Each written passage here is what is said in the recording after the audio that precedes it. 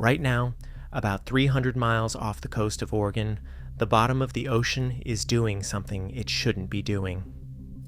It is rising. It isn't happening because of a storm or a current. It is happening because millions of tons of molten rock are pushing upward from deep inside the planet, lifting the sea floor like a hydraulic jack. The ocean surface looks calm. Ships pass overhead without noticing a thing. But beneath a mile of dark water, the ground is under immense strain. This isn't a guess. We know exactly how much it has risen. We know exactly where the pressure is building. And we know that on June 25th, 2024, the system hit a breaking point that sent more than 2,000 earthquakes ripping through the crust in a single day. The volcano didn't erupt that day. It didn't explode. Instead, it did something that teaches us more about the Earth's hidden mechanics than any explosion ever could. It rehearsed. To understand why this matters, you have to understand the place itself. Axial Seamount isn't a mountain you can see from shore. It is a massive underwater volcano, wide and low, sitting on the Juan de Fuca Ridge. This is one of the seams of the world, a place where two tectonic plates are slowly pulling apart.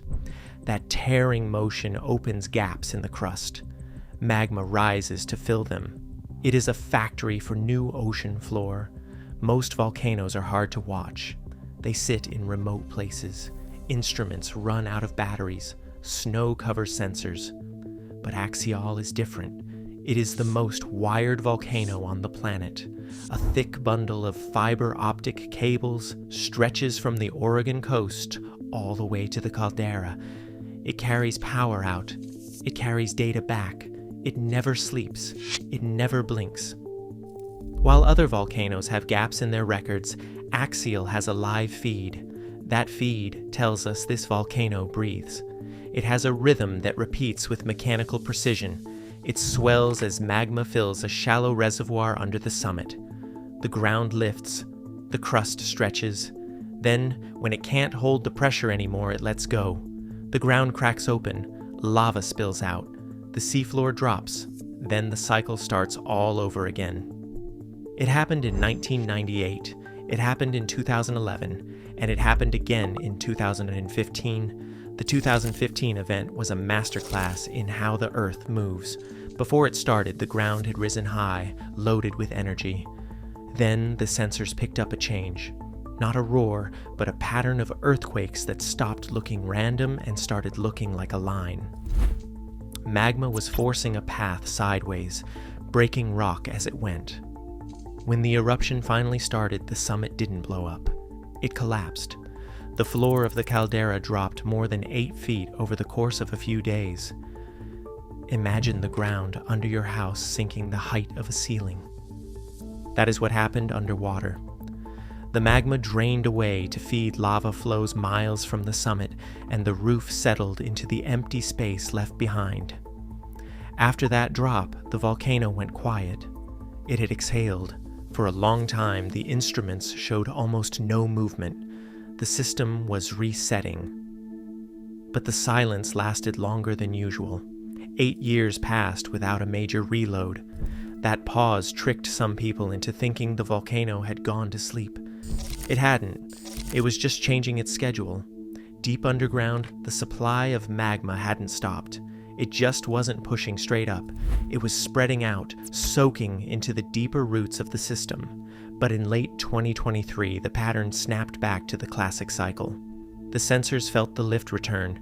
At first, it was just a few inches a year, the width of a thumb. Then it sped up. By early 2024, the rate jumped. The ground was rising fast. This is where the story shifts from history to the present moment. The uplift meant the shallow chamber was filling again. The pressure was climbing, and the crust started to complain. On June 25, 2024, the complaints turned into a shout. The seismometers lit up. Earthquake after earthquake hit the system. These weren't the big rolling quakes you get from plate movement. These were sharp, snapping fractures. Rock was breaking to make room for magma that was shoving its way in. The swarm was intense. It was bigger and faster than the activity seen before the 2015 eruption. Thousands of small quakes clustered around the magma reservoir. They traced paths underground, showing exactly where the molten rock was trying to go. It looked like the start of an eruption. The pressure was there, the cracks were opening, the system was primed. But then it stopped. The magma didn't break the surface. It didn't spill lava onto the seafloor. It intruded into the crust and stayed there. It was a failed eruption in one sense, but in another it was a successful adjustment. The volcano managed to relieve just enough stress to keep holding itself together. It bent, but it didn't break. This non-eruption matters just as much as the real thing. It shows us that the Earth doesn't always follow a straight line from pressure to release. Sometimes it stutters. The magma forces the crust to expand, creating new weaknesses, new cracks, and new geometry underground. The June swarm proved that the system is active, sensitive, and advancing. What's even more remarkable is how the volcano reacts to things that seem unconnected. The sensors show that the earthquakes spike when the tide is low. Think about that. The weight of the ocean water above the volcano changes with the tides. When the tide goes out, there is slightly less water pressing down on the seafloor. That tiny reduction in weight is enough to let the pressure underground win. The rock slips, the earth shakes. The planet is so finely balanced that the position of the moon affects when the ground breaks a mile underwater.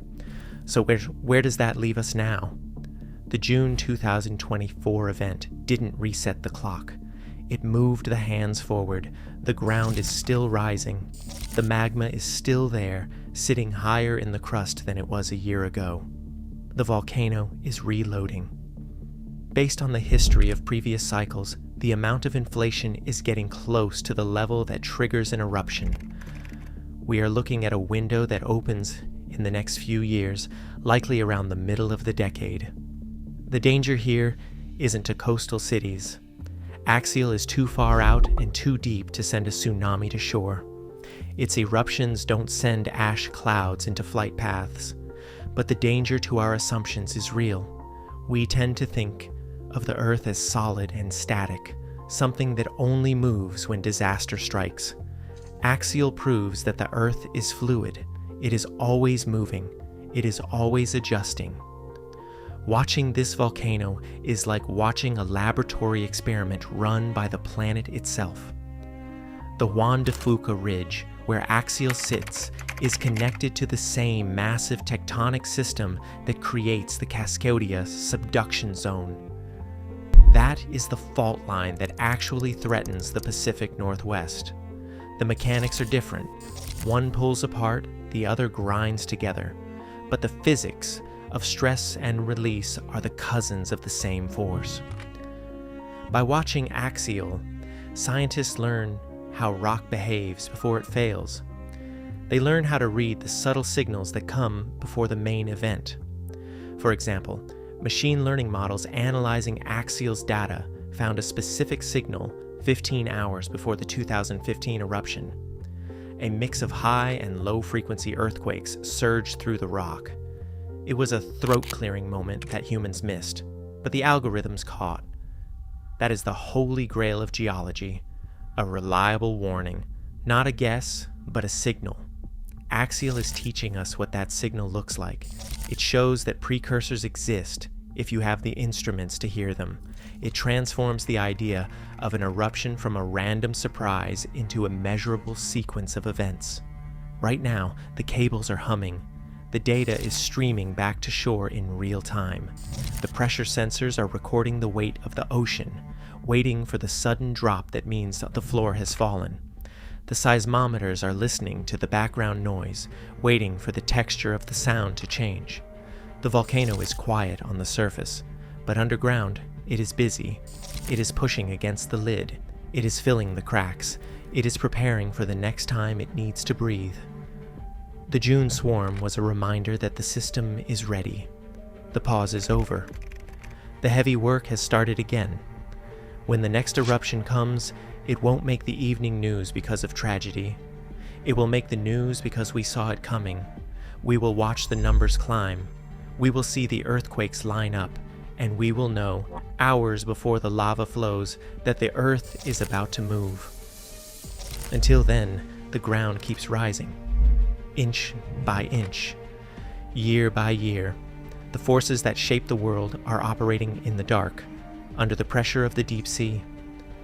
They don't care if we are watching. They don't care if we are ready.